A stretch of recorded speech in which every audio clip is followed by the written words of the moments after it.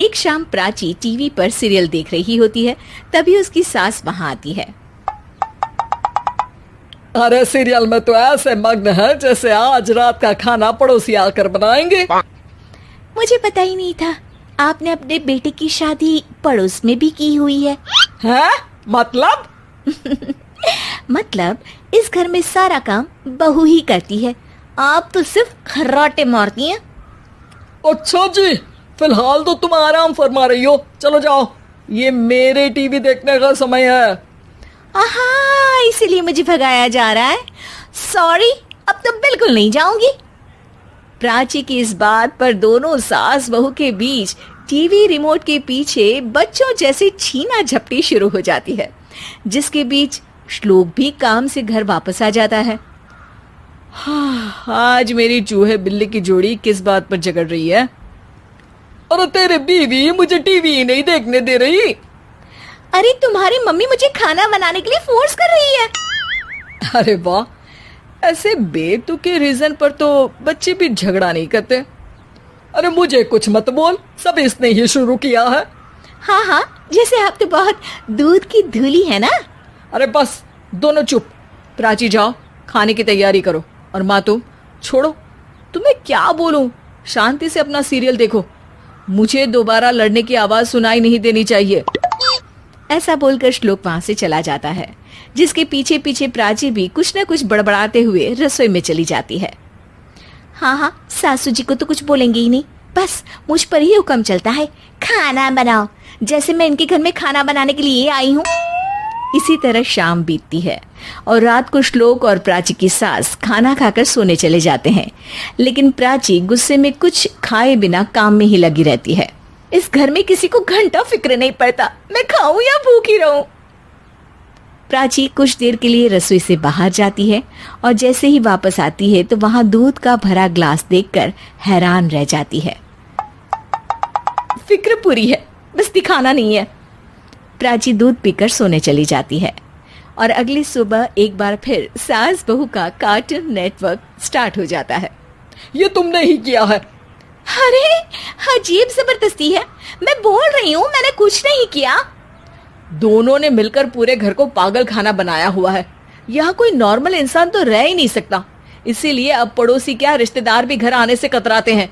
और सुन बेटे, तू भी चंगा, तेरी माँ भी चंगी, तेरी बीवी भी चंगी, रिश्तेदार।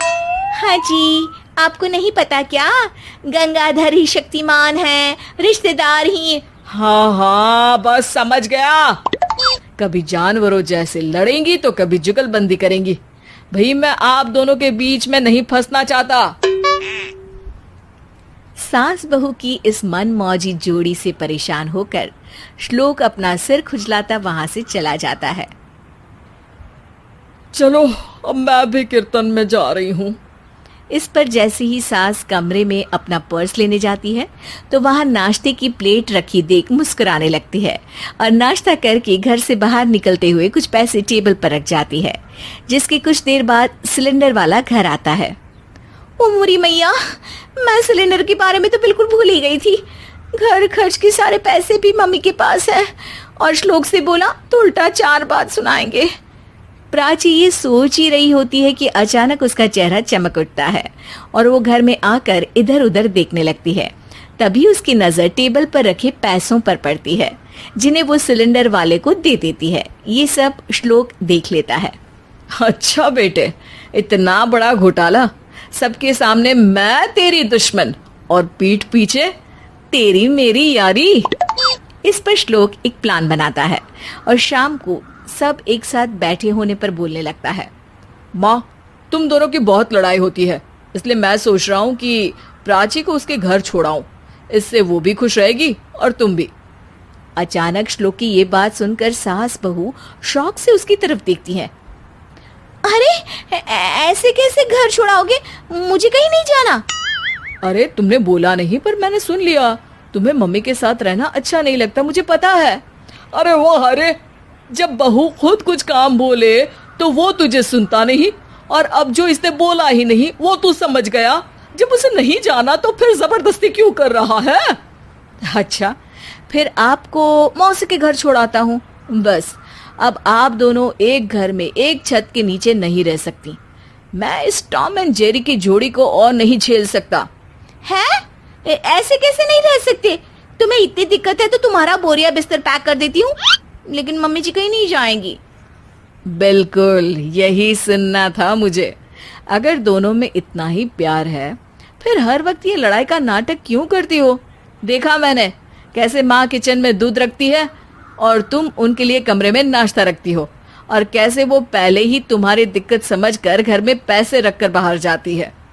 अरे भाई, इतना ड्रामा तो डेली सोप में भी नहीं होता जितना तुम दोनों ने इस घर में फैलाया हुआ है। तू हमें टॉम एंड जेरी बोलता है ना, तो याद कर वो दोनों भी एक दूसरे को बाहर वालों की बुरी नजर से बचाने के लिए हमेशा सबके सामने लड़ते थे, लेकिन अकेले में दिक्कत के समय मदद भी तो करते थे। बस हमारा रिश्ता भी कुछ ऐसा ही है।